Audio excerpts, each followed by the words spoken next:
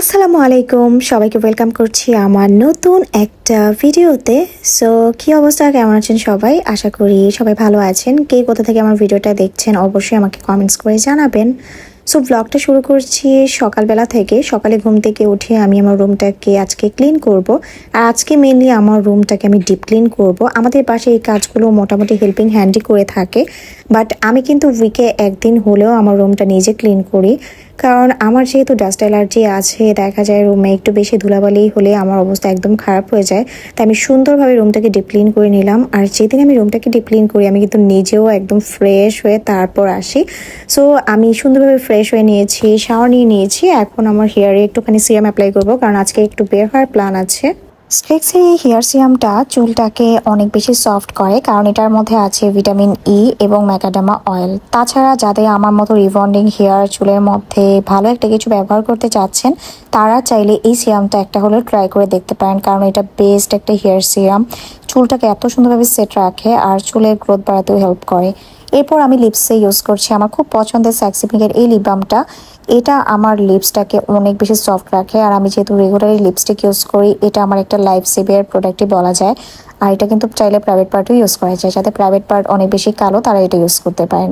এরপর দুপুরে লাঞ্চ করে নিই, আর লাঞ্চ ছিল সেদিন আপুর হাতে এই গরুর মাংস। এটা নিয়ে কিন্তু আমি অলরেডি পেজে একটা পোস্ট করেছি, আর এটা খেতে এত এত বেশি মজা হয়েছে।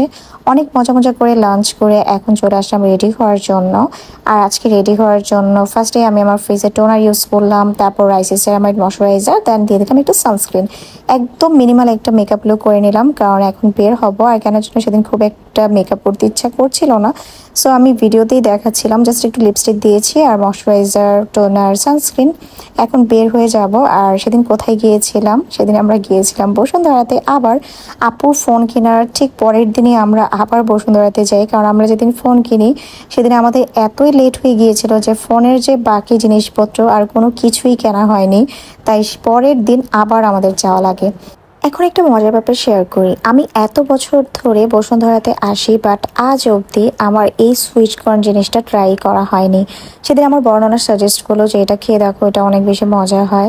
তাই ভাবলাম যে আচ্ছা ঠিক আছে, একটুখানি ট্রাই করে নেই। আর এটার মেকিং প্রসেসটা এত স্যাটিসফাইং ছিল।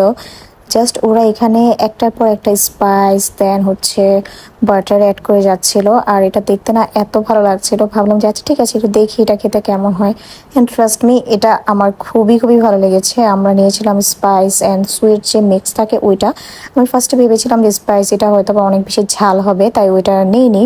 বাট ট্রাস্ট মি, এটা খুবই মজা ছিল। আমার কাছে তো পার্সোনালি খুবই ভালো লেগেছে। সো আমার মতো যারা এটা এখনও ট্রাই করেনি তারা কিন্তু অবশ্যই ট্রাই করতে পারেন।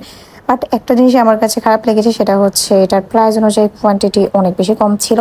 মানে এইটুকু একটা কর্নের প্রাইস ছিল 140 টাকা।